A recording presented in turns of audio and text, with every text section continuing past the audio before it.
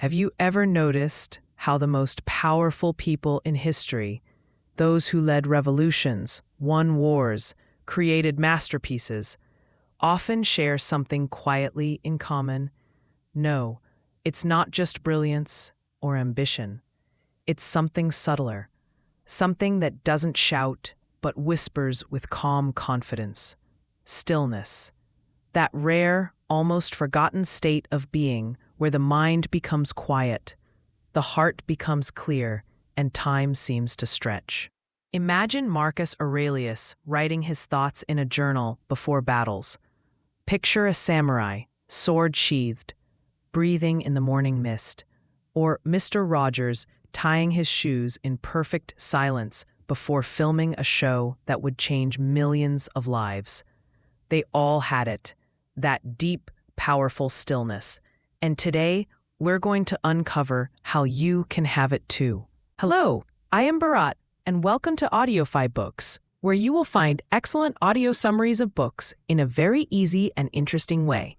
If you want to learn from new books, do subscribe to the channel. Let's get started with today's book. Stillness is the Key by Ryan Holiday is like a modern-day guidebook for anyone trying to find calm in a world that never stops shouting. The book doesn't scream at you to hustle harder or fill every second of your life with productivity. Instead, it invites you to do something far more revolutionary: slow down. It's a warm, confident voice that says, what if peace isn't something you find at the end of your journey, but the power that helps you get there? Ryan doesn't offer theory for theory's sake. He stitches together stories and wisdom from history's greatest minds: Marcus Aurelius, John F. Kennedy, Tiger Woods, Anne Frank, to show us how stillness isn't passive. It's active, alive, and full of energy. It's what you cultivate when you quiet the inner chaos and finally start listening, not to the world outside, but to the voice within. It begins with the mind. Our mental space is the battlefield where most of our struggles begin and end. Think about how much of your day is consumed by distractions. Notifications ping, people talk, thoughts race, and you're caught in a whirlwind before breakfast. The idea here is simple but profound. If you don't control your thoughts, they will control you.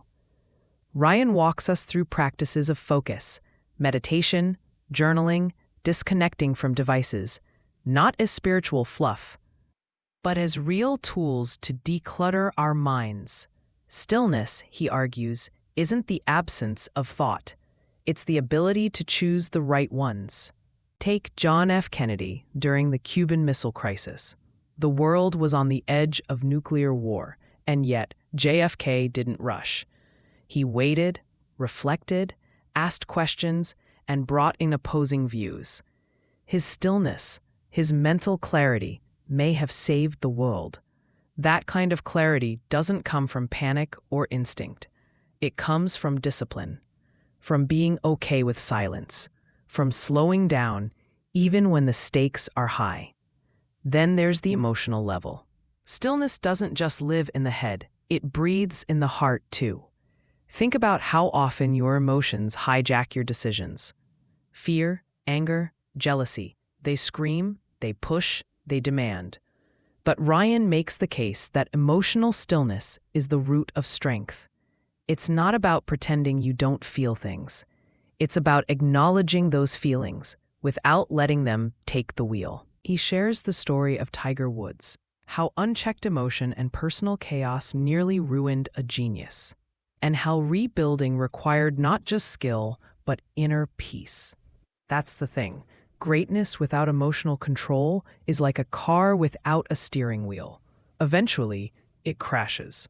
Stillness, in this case, is knowing when to pause, when to walk away, and when to feel without acting. And then we come to the soul, the deepest layer. It's the part of you that asks, why am I here? And what really matters? Ryan doesn't shy away from the spiritual side of stillness. He talks about walking in nature, practicing gratitude, reading ancient texts. It's about connecting to something larger than yourself. Whether it's God, the universe, or the rhythm of nature, stillness on this level gives your life a compass. It reminds you that you're more than your calendar, your emails, your goals. You are a human being, not a human doing. One of my favorite images from the book is that of Anne Frank, a young girl trapped in a secret annex during one of the darkest times in history, yet still finding beauty in the sound of birds, the color of the sky, the simplicity of being alive. That's stillness. Not the absence of pain, but the ability to remain centered despite it. Ryan also brings up the idea of physical stillness, how taking care of your body is foundational to finding peace in your mind and heart. Sleep, exercise, nutrition, posture. These are not just health tips. They are the ground on which your stillness stands. A tired, neglected body creates noise that even the strongest mind can't silence. The beauty of this book is that it doesn't just tell you why stillness matters, it shows you how to find it. He talks about routines, habits, space, time. He urges you to declutter, not just your home, but your soul.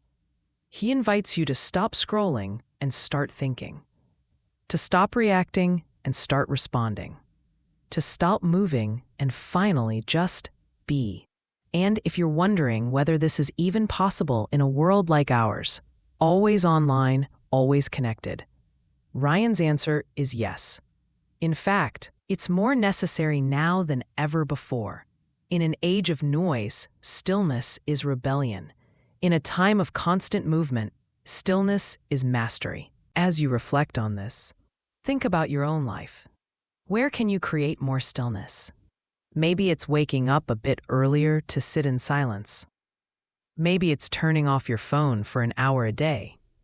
Maybe it's journaling at night, or walking without music, or choosing to breathe before responding.